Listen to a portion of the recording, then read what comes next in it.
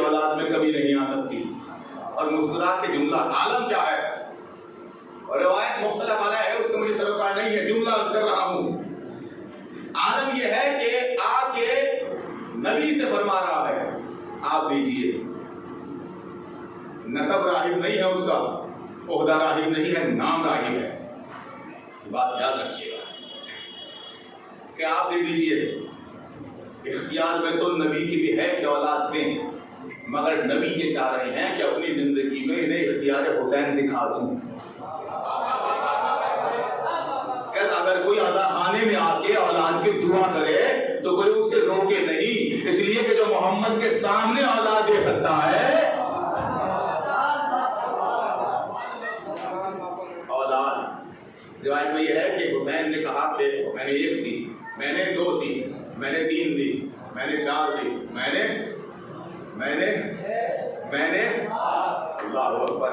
7 औलाद दी। नबी फरमाते रहे मुकद्दर में नहीं है। हुसैन कह रहे हैं मैंने अता की, अब भी नहीं समझे।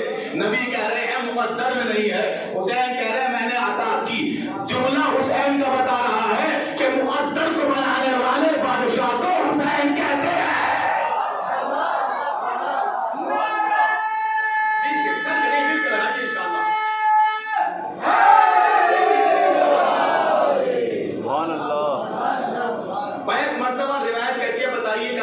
आपको ऐसा मौका मिले तो आप क्या सोचेंगे?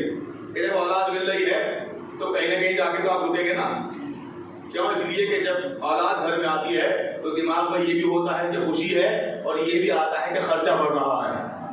ये मैं अंदर खाने बता रहा हूँ, अंदर की बातें दिलों की बातें क्या है। खर्चा बढ़ रहा है, 1 औलाद आई खर्चा 1 का बढ़ा, 2 आई 3, भाई मैं तुम्हें कहीं ले जा रहा हूँ, 3 आई 3 का बढ़ा, 4 आई 4 का बढ़ा।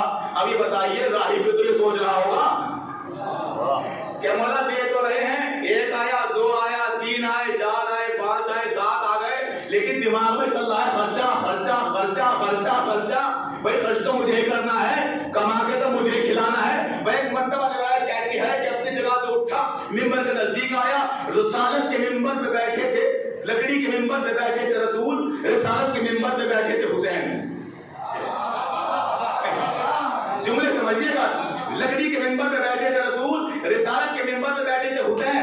बस छोटे छोटे पैर पकड़ के कहा ए हुसैन बादशाह बस, ए करीमों के करीम बस, ए सभी बादशाह बस। टेबल चढ़ा के हुसैन ने कहा छोटी छोटी छोलियां लेके हुसैन की बारगाह में आ जाते हो। याद रख राही, अगर आज तू मुझे न रोकता तो इतनी औलादें देता कि महशर के मैदान में एक तरफ आदम की औलाद, एक तरफ तेरिया मिल गए। आलम देख रहे हैं आप, जिसे हुसैन अता करे कि जिसे हम रोकें। आवाज़ कुदरत बड़ी अजीम है, तहद्दी है। अरबी में कुरान करीम के मुअज्जज़ात में पढ़िए तहद्दी किसे कहते हैं, वहां मिल जाएगा। जिसको हम मना करें उसे कोई दे नहीं सकता, और जिसे हम दें उसे कोई रोक नहीं सकता। खाऊं बाले इमाम के कसम,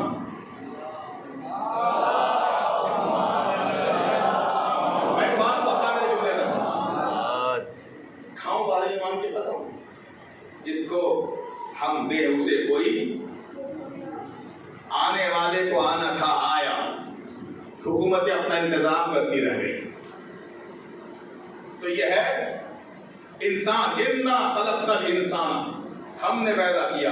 तुमने हिम्मत है एक इंसान बना के दिखा दो, ये तो बुला के दिखा दो। यहाँ परेशान हो जाते हैं इलाज कराते मन्नतें मानते मानते। जिसे अल्लाह न दे उसके होता नहीं, और जिसे हम दे उसे कोई रोक नहीं सकता। हम चाहें तो बगैर बाप के अदा करें, हम चाहें तो बाप के साथ अदा करें। जुमले बड़े लगे जुले हैं, समझना ना होना, समझना आपका काम है। हम चाहें तो बाप दे के अदा करें, हम चाहें तो बगैर बाप के अदा करें। मिराज गिरदिगारी है कि जिसे हम दे उसे कोई रोक नहीं सकता, और जब कोई देना चाहे और हम रोके तो वो दे नहीं सकता। आगे बढ़ रही है बात, अल्लाह का मिजाज तहद्दी यही है कि तुम दे के दिखाओ, और हम दे रहे हैं, अकेला मत छोड़ना। तुम दे के दिखाओ और हम दे रहे हैं रोक के। कुरान नाज़िल हुआ, तुम बना के दिखाओ और हम भेज रहे हैं रोक के दिखाओ। दिखाओ। हवा चली तुम चला के दिखाओ, हम चला रहे हैं रोक के दिखाओ। पानी आया तुम बरसा के दिखाओ, पढ़ूंगा सिर्फ सूरा समझना तुम्हारा काम है। हम पानी बरसा रहे हैं तुम बरसा के दिखाओ, हम बरसा रहे हैं रोक के दिखाओ। मक्के मदीने की गलियों में एक जाहिल नबी का दुश्मन चिल्लाता फिर रहा था, नबी दे औलाद, नबी दे औलाद, नबी दे औलाद, नबी दे औलाद। आसमान से आवाज आ गई, इन्ना आतैना,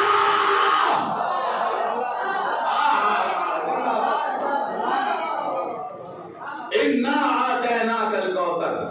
ऐ नबी हमने तुम्हें कसरत औलाद अता की है, हमने तुम्हें कसरत, जिसकी एक औलाद के लिए बेटियां आ रही थी, उसकी औलाद खुदैजा की बेटी से चली। तुम एक दे के दिखाओ, हम दे रहे हैं रोक के दिखाओ। खुदा के कसम सियासतें लग गई नबी की औलाद पर कब्जा करने के लिए, मगर कर नहीं सके। क्यों? इसलिए कि पाला जो अबू तालिब में है, पाला जो अबू तालिब में है, कोई कब्जा ही नहीं कर सकता। और कैसे नौनिहाल पाल दिया अबू तालिब ने। खुदा के कसम क्या कभी पालते हुए देखा है किसी को? देखा है पालते हुए किसी को? जो इंसान पालता है, बच्चे की परवरिश विलादत से होती है। घर में पैदा हुआ, हजरत नबी करीम के लिए रिवायत मौसा है, सलावत भेजे मोहम्मद वाला।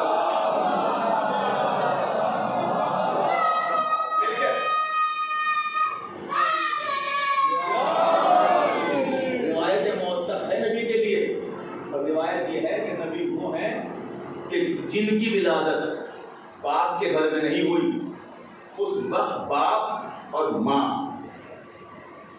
जो बाप और माँ है, हजरत अबू तालिब के मेहमान थे। ये नबी की विलादत हजरत अबू तालिब के घर में हुई है। किसके घर में हुई है? हजरत अबू तालिब के घर में। भाभी अबू तालिब के घर में आई हुई थी।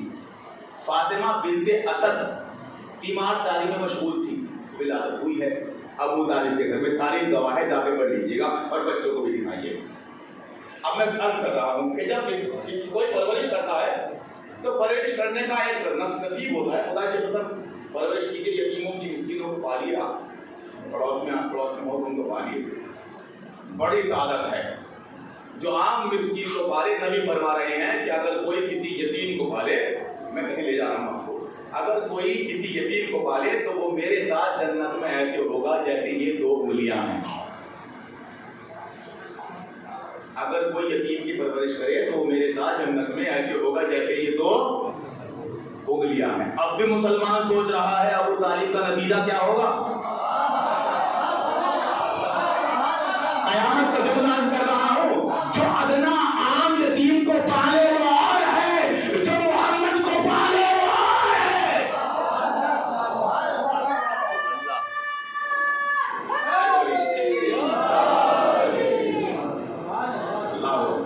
यतीम को पालना बड़ी सादत की बात है। अच्छा, आप अपने बच्चों को पालते हैं तो उसमें भी सादत नहीं मिलती, खुशनसीबी सादत उसमें भी नहीं मिलती। अपने औलाद को पालने में कहाँ मिलती है? सबके अरमान कहाँ पूरे होते हैं? ठीक है, बेटा घर में पैदा हो गया, खुशनसीबी है, लेकिन नाम आपने नहीं रखा, नाम कहीं और से आ गया। अच्छा, नाम भी आपने रख लिया, ठीक है, लेकिन बच्चे को परवाह नहीं चढ़ा सके, ननिहाल में चला गया, ये खुशनसीबी आपको नहीं मिल पाई। अच्छा, पाल भी आपने लिया, पढ़ा भी आपने कर दिया, मगर निकाह पढ़ने के लिए मौलाना को बुला लिया, यहां रह गए तो फिर शीयत कैसी है? खुदा की कसम, निकाह के लिए मौलाना को बुलाना पड़ता है जनाब, बात थोड़ी पड़ता है, बुला लिया। अरे ये तो अबू तालिब का नसीब है। अब्दुल्ला के यतीम पैदा भी अबू तालिब के यहाँ हुए, नाम भी अबू तालिब ने रखा, पाला भी अबू तालिब ने, निकाह भी अबू तालिब ने।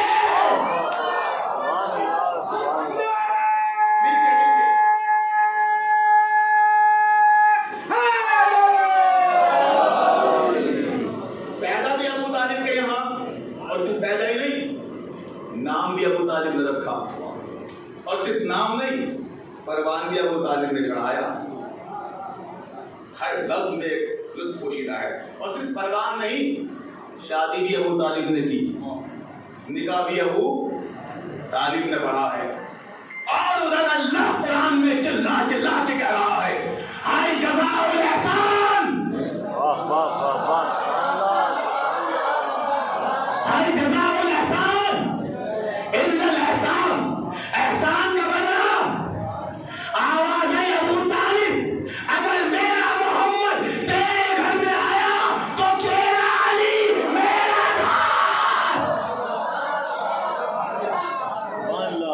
ऐ अबू तालिब, अगर मेरा मोहम्मद तेरे घर में आया तो तेरा अली मेरे घर में आएगा। और जब नाम रखने की मंजिल आई तो नाम क्या रखा बच्चे का? मोहम्मद।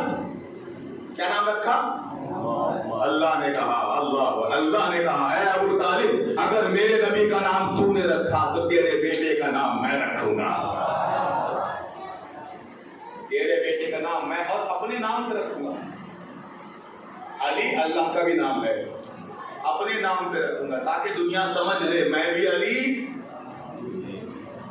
ये भी अली, मैं भी अली। नाम रखा।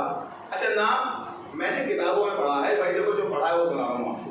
किताबों में पढ़ा है कि जो लफ्ज़ मोहम्मद है ना, ये गवाही देंगे तो पढ़े लिखे लोग बैठे, लफ्ज़ मोहम्मद जो है ना वो नबी से पहले कभी किसी का नाम नहीं रहा, और लफ्ज़ अली भी अली से पहले किसी का नाम। उलमा ने ये कहा है कि ये अल्लाह के राज़ों में से राज है।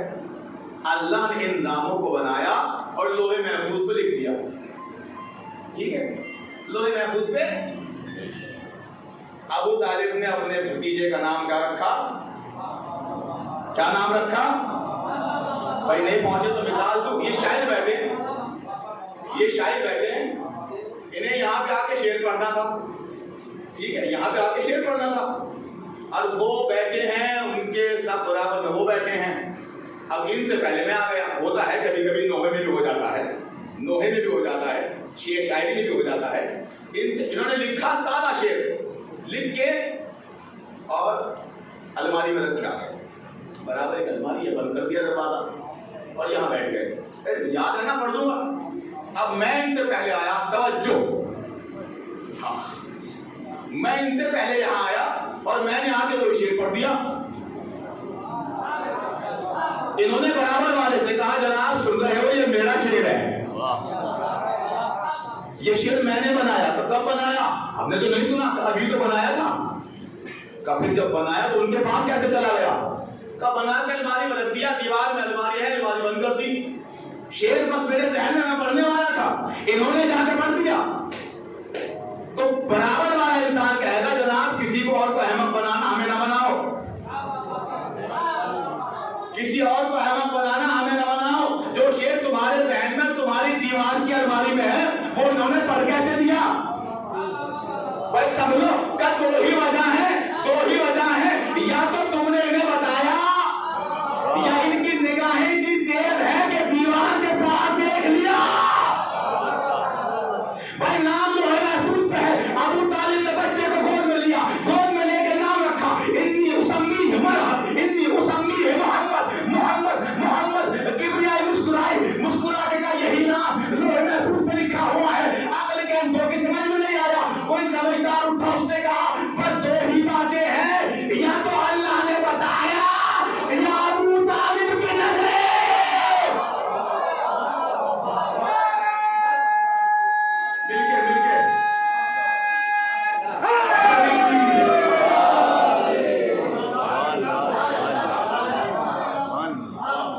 या तो अल्लाह ने बताया कि ये नाम रखो, या फिर अबू तालिब की नजरें आसमानों को चीरती हुई लोहे महफूज तक पहुंच गई और वो नाम लाकर हल जज़ाउल एहसान इल्लल एहसान।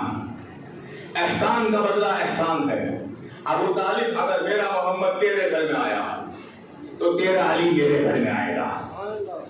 अगर मेरे मोहम्मद का नाम मोहम्मद तुमने रखा तो तुम्हारे बेटे का नाम अली मैं रखूंगा। अगर मेरे मोहम्मद को तुमने पाला तो तुम्हारे अली को मेरा मोहम्मद मेरे हुक्म से पालेगा। नहीं भाई, यूं तो नहीं थी बात। ये मेरा मोहम्मद तुम्हारे अली को मेरे हुक्म से पालेगा। सब चीजों की जजा अल्लाह ने इकहरी दी, सब चीजों का बदला अल्लाह ने इकहरा दिया कि तुम्हारे घर में आया मेरा हबीब, मेरे घर में आया तुम्हारा एक बेटा, तुम्हारे घर में आया, तुमने नाम रखा, मैंने भी तुम्हारे एक बेटे का नाम रखा। तुमने मोहम्मद को पाला, मैंने मोहम्मद से अली को पलवाया। तो हर जजा की, हर काम की इकहरी जजा, लेकिन एक काम ऐसा था जिसकी अल्लाह ने दोहरी जजा दी। नाम रखा, एक का नाम रखा, विलायत हुई, एक काबे में पैदा हुआ, परवरिश की, एक की परवरिश मोहम्मद ने की। मोहम्मद की मगर एक जजा ऐसी है कि काम इकहरा है मगर जजा डबल है। ऐ मोहम्मद, ऐ अबू तालिब, अगर तुमने मेरे मोहम्मद का निकाह जमीन पे पढ़ा तो मैंने अली का निकाह यहाँ मोहम्मद ने, वहाँ अल्लाह। जिंदाबाद। लब्बैक या हुसैन, लब्बैक या हुसैन, लब्बैक या हुसैन।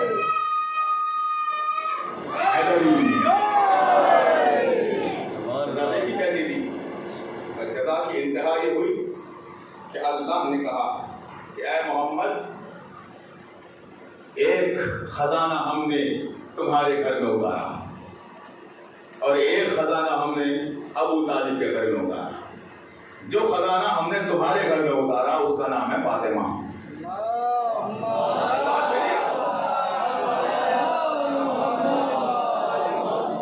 उसका नाम है फातिमा। और जो खजाना मैंने अबू तालिब के घर में उतारा उसका नाम है अली मुर्तज़ा। बात करिए यहाँ पे।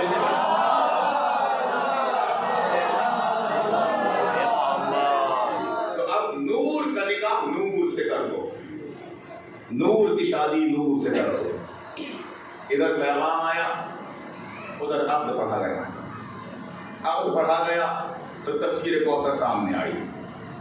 तफसीर कौसर सामने आई तो सादात आगे बढ़ी, सादात आगे बढ़ी तो दीन आगे बढ़ा, दीन आगे बढ़ा तो इस्लाम आगे बढ़ा, इस्लाम आगे बढ़ा तो शीयत ने जन्म लिया, शीयत आगे बढ़ी, परवान चढ़ती हुई दुनिया के कोने कोने तक चली गई। दीन तो चला गया मगर दीन को बचाए कौन?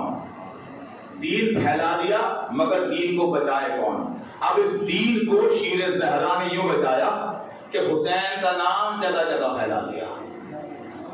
अब जहां जहां हुसैन का नाम है वहां वहां दीन महफूज है। काश आप ये जुमला समझ लेते, जहां जहां हुसैन का नाम है वहां वहां दीन महफूज है, और जहां नाम हुसैन नहीं है वहां दीन खतरे में है, वहां दीन खतरे में है। इसलिए कि उन पे कोई हमले नहीं करता, दीन पे हमले हो रहे हैं, और हमारे यहाँ दीन पे कोई हमला करने की हिम्मत नहीं करता, हम पे हमले हो रहे हैं। यहाँ हमारी जाने खतरे में है, दीन महफूज है, वहां वो महफूज है मगर दीन खतरे में है। कायनात में जाकर देख लो, जहां जहां हुसैनियत है वहां वहां शरीयत है, जहां जहां शरीयत है वहां वहां हुसैनियत है। यह जुमला बदल दूं, जहां जहां खुदा है वहां वहां हुसैन है, और जहां जहां हुसैन है वहां वहां खुदा है। मगर दुनिया ने मारना चाहा किसको? तुम्हें, शीयत को। का दीन को तो मिटा नहीं सकते जब तक ये हैं। मिटा सकते नहीं, मिटा सकते। क्यों? इसलिए कि हुसैन के वारिस शिया मौजूद हैं। अभी नारा लगता है क्या? हुसैनियत जिंदाबाद। बोलो भाई, आपके हल्के से बोलते हैं हुसैनियत जिंदाबाद, यजीदियत मुर्दाबाद। ये दो नारे एक साथ क्यों लगाते हो? ये नारा तुम ही लगाते हो, ना कहीं ले जा रहा हूं भाई, मेरा साथ दीजिए। ये नारा तुम ही लगाते हो, ये दो नारे एक साथ क्यों लगाते हो भाई? ये प्रोग्राम होता है बरादरान में दशहरा, कितने दिन का होता है? 10 दिन का। 10वें दिन क्या होता है? रावण का वध होता है, रावण का पुतला जलाया जाता है। हमने कहा पुतला जलाया जाता, जाके पूछिए, फकत एक काम नहीं होता, दो काम होते हैं। पहले जो करते हैं वो ये करते हैं कि राम की सत्यता को सलाम करते हैं, प्रणाम करते हैं। राम की सच्चाई को पहले सत्यता को सलाम करते हैं, प्रणाम करते हैं। दूसरा काम है कि वो पुतले को, रावण का वध करते हैं। हमने उनसे कहा पहचानो खुद को, तुमने दीन को कैसे जिंदा रखा। हमने उनसे पूछा कि तुम ये दो काम क्यों करते हो, क्या राम को सलाम करना काफी नहीं है? कहा नहीं, राम को सलाम करना काफी नहीं है, रावण का वध करना भी जरूरी है। क्या ये क्यों जरूरी है? क्या इसलिए जरूरी है कि ताकि रावण को पता चल जाए, जब भी वो सर उठाना चाहे वो सोच ले कि राम के परस्तान जिंदा है। हाय हाय, जब भी वो सर उठाना चाहे तो सोच ले रावण कि राम के परस्तान जिंदा है। बस हम भी कभी हुसैन जिंदाबाद अकेला नहीं लगाते, साथ साथ कहते हैं यजीदियत। उसकी वजह ये होती है कि यजीदियत की सर उठाने से पहले सोच ले कि अभी हुसैन के आजाद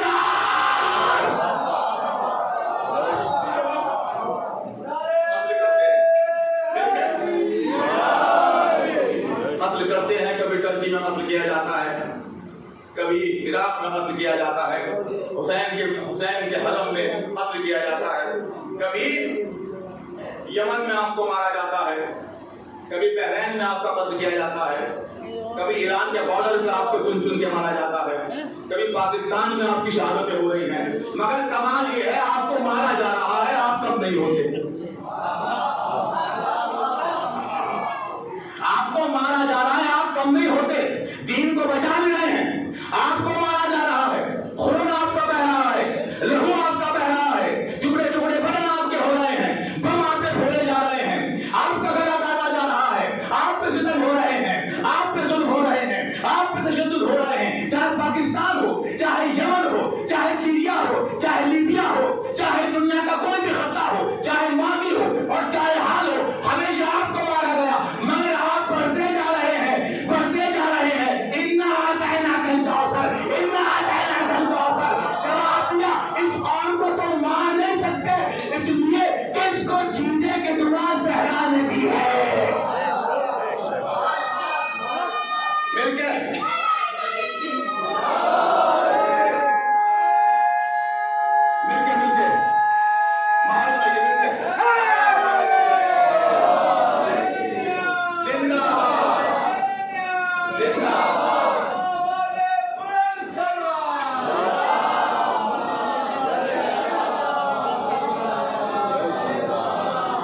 इतने जुल्म तशद्दुद होने के बाद भी तुम बढ़ते जा रहे हो, तुम्हारी तादाद कम नहीं होती। बरकत इसी का नाम है। क्या कहा? बरकत इसी का नाम है। इतने जुल्म होने के बाद भी आप बढ़ते जा रहे हो, आप में कभी नहीं आती। कौसर की तफसीर तुम हो, इन्ना आतैना का सही तर्जुमा तुम हो, इसलिए कि तुम्हें मारा जा रहा है, मगर तुम बढ़ते जा रहे हो। एक कौम वो है कि जिसका कुछ नहीं पता,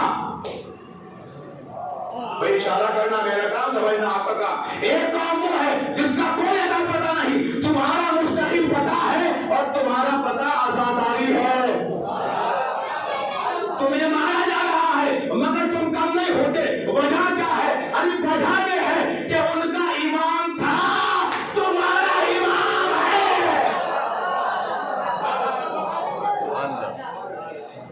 दुनिया परेशान है कि ये कौम सिर बदिल बढ़ती जा रही है। दुनिया में एक अजीब इनकलाब है, लोग कम हो रहे हैं, तुम बढ़ रहे हो। जैसे ही मुहर्रम आया और आपने काले कपड़े पहने तो ऐसा लगता है कि जैसे सैलाब चला आ रहा हो, जैसे कि बरकतों का नुज़ूल हो रहा हो। आपके घर से निकलते ही लगता है जैसे इन्ना आतैना की तफसीर नाज़िल हो रही हो। ये आप हैं। दुनिया कहती है कि हम तुम्हें मिटा देंगे, हुसैन कह रहे हैं कि हम तुम्हें बचा देंगे। क्या सुन रहे हो भाई? दुनिया कह रही है हम तुम्हें मिटा देंगे, हुसैन कह रहे हैं हम तुम्हें। देखिए, अगर आप ये सोचते बैठोगे ना कि हमें हाथ ही नहीं उठाना, तो मैंने यहाँ चाहे खामनी साहब आ जाए, आपके हाथ नहीं खुलवा सकते।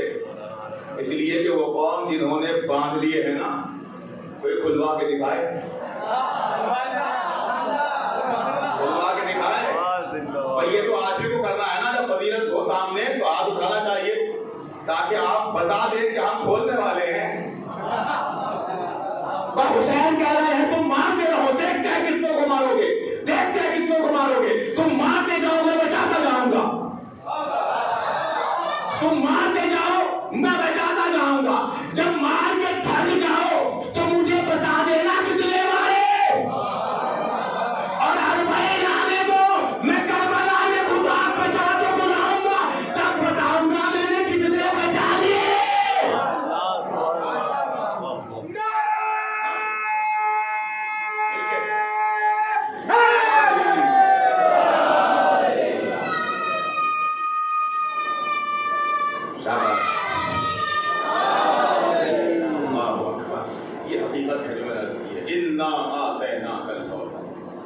हमने कौसर को नाज़िल किया है, हमने अल्लाह फख्र कर रहा है। जिस कौम के आने पर अल्लाह फख्र करे उस कौम को कौम मुहिब्बान अहल बैत कहते हैं। दुनिया ये ना समझे कि करबला खत्म हो गई, करबला आज भी जिंदा है, और दुनिया ये ना समझे कि जुल्म खत्म हो गए। अल्लाह अकबर, जुल्म आज भी हो रहे हैं। दुनिया को करबला बर्दाश्त नहीं है, आप ये सोच रहे हैं बर्दाश्त है, जुल्म आज भी हो रहे हैं। आप करबला को ना देखें, एक बार कुछ टूटी हुई कब्रों की तरफ देखें। क्या अरबिस्तान की चटियल मैदान में कुछ टूटी हुई कब्रें हैं जिन्हें कोई बनाने वाला नहीं है, जहाँ कोई रुक के सलाम भी नहीं करता। हाँ, वो कब्रें तनहा तो ना होंगी, बारवा वारिस वहीं बैठा रहता होगा, अल्लाह वहाँ बैठ के रो रहा होगा, खुदाया मुझे इजाज़त दे दे, मैं अपनी जद्दा की कब्र तो बनाऊँ, मेरी मजलूमा जद्दा है जिसको जिंदगी में भी सताया गया। करबला ज़रा खत्म नहीं हुई है, आप सोच रहे करबला खत्म हो गई है। अरे आज भी सकीना शाम के जिंदान में सो रही है। वो सकीना जो कहती थी भैया मेरा चचा कब पलट के आएगा, जब दम तोड़ दिया तब चचा का सर जिंदान में आया। वो इमाम सज्जाद जो मदीने में रोते थे, और जैसे ही कसाई की दुकान के सामने से सज्जाद गुजरते थे तो कसाई चादर डाल दिया करता था, पर्दा डाल दिया करता था, और ये कह के छुरी को वापस रख देता था, अभी ज़बा न करो, अभी सज्जाद आ रहे हैं। हाँ मेरे मौला। और एक मर्तबा कसाई की दुकान में आते थे और आपके पास सवाल करते थे, क्या कसाब ये बता दे बस मुझे, तूने इसे पानी पिला दिया? अल्लाह अकबर। रोने के लिए तो एक हसास जुमला ही काफी होता है ना। तो अब क्या कहते थे, ये बता तूने इसे पानी पिला दिया? कसाब कहते हैं हाँ मौला, मैंने 3 बार इसके सामने पानी रखा। और करबला को रुख करके रोते थे और कहते थे अस्सलाम वालेकुम या अल्लाह, ए मेरे बाबा हुसैन तुम पे लाखों सलाम, एक जानवर को भी पहले पानी पिलाया जाता है। अरे मेरा बाबा तड़पता रहा, मुझे 2 घूंट पानी दे दो। अल्लाह अकबर। मगर मेरे बाबा को 2 घूंट पानी न दिया गया।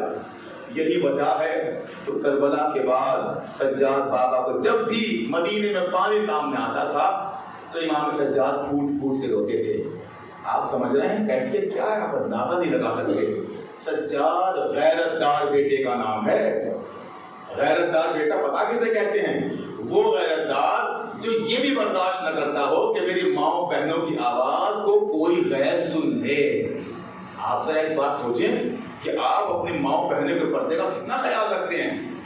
कोई दोस्त भी चला जाए तो बड़े एहतियात से उसको लेके जाते हैं कि कहीं माओ बहनों का पर्दा खराब ना हो। अल्लाह अकबर।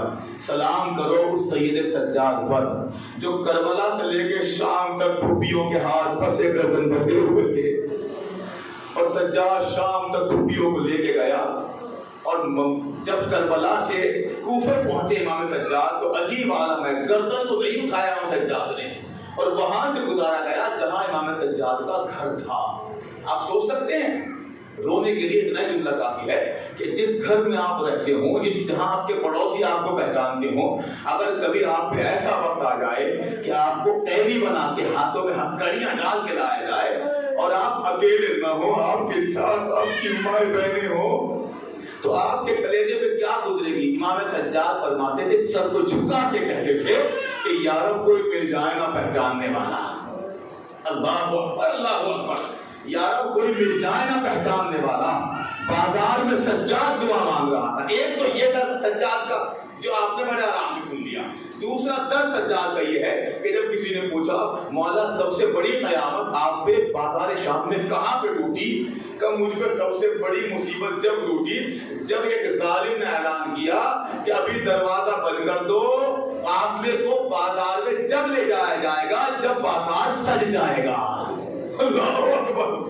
मुझे नहीं पता आपके कलेजे में मसाइल लग रहे हैं या आप ऐसे ही बैठे हुए हैं। अज़ादारों, इमाम सज्जाद फरमाते हैं कि मेरे जल पे जब भी रो घुट घुट के न रो, जब भी रो फूट फूट के रो, इसलिए कि मेरे बाबा तो तड़पा तड़पा के मारा गया। मेरे बाबा हुसैन को तड़पा तड़पा के मारा गया। इमाम सज्जाद को खुद तड़पा तड़पा के मारा गया। कैसे? फरमाते मैं मर जाता मगर ये आवाज न सुनता। कहता है कि जब लेके जाओगे अंदर कि जब बाजार सज जाएगा। इमाम सज्जाद बैठ गए। कोई आके पूछे सज्जाद से, दरवाजा क्यों बंद है, जमीन पे क्यों बैठे हो? क्या इसलिए बैठे हो कि जब बाजार सज जाएगा तो माओ बहनों को लेके जाओगे?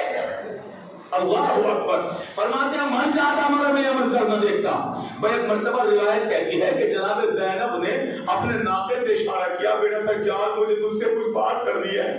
सज्जाद जरा मेरे नजदीक आ।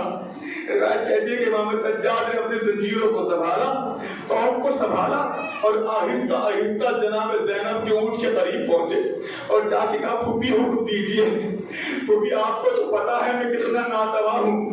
फूफी जो भी कहना सोच समझ के कहना, मैं किसी काम के करने के काबिल नहीं हूँ फूफी। मैं एक मरतबा फूफी ने कहा, बेटा सज्जाद बस ये बता दे हमें यहाँ रोका क्यों गया है? बेटा सज्जाद बस मुझे इतना बता दे यहाँ रोका क्यों गया है? अब सज्जाद कैसे बताए? बस सज्जाद ने सर को झुका के कहा, फूफी से ये रोका गया है कि अभी बाजार सजाया जाएगा। अल्लाह अकबर, अल्लाह अकबर। बाजार सजाया जाएगा तब काफिले को लेके जाया जाएगा। मैं एक मरतबा रिवायत कहती, सज्जाद ये बातें कर रहे थे कि बाजार का दरवाजा खुला। अल्लाह अकबर। बाजार का दरवाजा खुला, 70,000 शराबियों पर ज़ैनब की नजर पड़ी।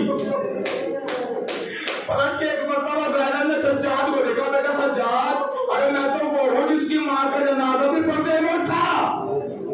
बेटा मैं शराबियों के बाजार में नहीं जाऊंगी।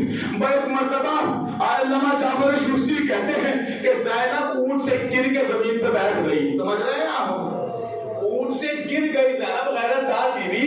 अरे जिसके बालों को सूरज ने ना देखा हो वो गिर के जमीन पर बैठ गई और रोने लगी, सज्जाद कुछ हो जाए मैं दरबार में नहीं जाऊंगी, सज्जाद कुछ हो जाए मैं बाजार में न जाऊंगी। पता है उसके बाद जालिम ने कहा, उनके सज्जाद रो रो के बयान करते थे कि मुझ पे वो कयामत टूटी ही कि किसी जवान गैरतदार बेटे पे वो कयामत न टूटे। कहते हैं सज्जाद उसके बाद एक मरतबा शिमर की आवाज गूंजी कि इन्हें मैं लेके जाऊंगा। पहुंच गए आप, गैरतमंद बैठे पहुंच गए। शिमर कहता है इन्हें मैं लेके जाऊंगा। मौला कहते हैं शिमर के हाथ में लोहे का ताजियाना था। लोहे के ताजियाने को लहराता हुआ वो मेरी तरफ आया। मैंने अल्लाह का शुक्र किया कि ये किसी तरह आज मुझे मार दे, मैं अपनी माँ का बाजार जाना ना देखूं। ये किसी तरह मुझे कत्ल कर दे, मैं अपनी माँ का बाजार जाना ना देखूं। वह पहला ताजियाना सज्जाद की कमर पे पड़ा। ज़ैनब तुरंत दौड़ के रोने लगी और मेरे सज्जाद मुझे माफ कर दे मगर मैं न जाऊंगी। आवाज बुलंद करे, इससे खतरनाक मसाइल मौला सज्जाद के नहीं हो सकते। बता के सज्जाद पिटाई खाता रहे, ताजियाने खाता रहे, मार खाता रहे, मगर मैं न जाऊंगी। रिवायत कहती है दूसरा घोड़ा सज्जाद की पुष्ट पे पड़ा। सज्जाद हिल के रह गया, इसलिए कि जिसके गले में हाथ हो, जिसके हाथों में भारी हथकड़ियां हो, कोड़ा पड़ा, ताजियाना लगा, हिल के रह गया। ज़ैनब ने जुमला बदल के सज्जाद के ऊँट पे मेरे साथ मेरा बाप है, सज्जाद पे जबान को लेके न जाऊंगी। तीसरा घोड़ा पड़ा, सज्जाद का के रह गया। ज़ैनब ने जुमला बोला, सज्जाद देख उम्मे लैला भी मेरे साथ है, सज्जाद मैं अकेली होगी चली जाती है, और सज्जाद मेरे साथ ना तो फिर उम्मे कुलसूम बैठी है। और रिवायत कहती है कि जालिम का ताजियाना लहराया, अल्लाह अकबर, 4 ताजियाने पड़े हैं सज्जाद को। ताजियाना पड़ता था तो खाल करके आती थी, तो खुदा करे मैं पढ़ जाऊं और तुम सुन जाओ। जब ताजियाना सज्जाद की पुष्ट पे पड़ा और लहू सज्जाद की कमर से टपक के जमीन पर गिरा, तो ज़ैनब ने बाजार में किसी के रोने की आवाज सुनी। आज मैं पढ़ जाऊं खुदा के वास्ते। सज्जाद ने किसी के रोने की आवाज सुनी, अम्मा कोई रो रहा है अम्मा। ज़ैनब ने देखा लोग के नेजा पे हुसैन का सर रो रहा है। ओ भैया तू क्यों रोया? ओ मेरे भाई हुसैन, ज़ैनब मर जाएगी, अपने आंसू रोक ले। आवाज दी बहन चली जा, ओ बहन बाजार में आ जा, ओ बहन मेरा बच्चा मर जाएगा, बहन मेरा सज्जाद मर जाएगा। ओ बहनों वालों, ओ भूले वाले, ओ माँ के पर्दे की हिफाजत करने वाले, लिखा है ज़ैनब ने पहला कदम रखा, हुसैन ने आंखें बंद कर लिया। ज़ैनब ने पहला कदम रखा, हुसैन ने आंखें बंद कर ली। अल्लामा जाफर शुस्ती कहते हैं, बाजार इतना नजिस था, न मैं पढ़ सकता हूँ न तुम सुन सकते हो। रिवायत कहती है कि बस एक मंजर कि यजीद शराब को लेके अपने घर में चला गया और कहता है मेरा तो घुट रहा है। अल्लाह अल्लाह, अरे जहाँ शराबी घबरा गया वहाँ ज़ैनब कैसे आई होगी?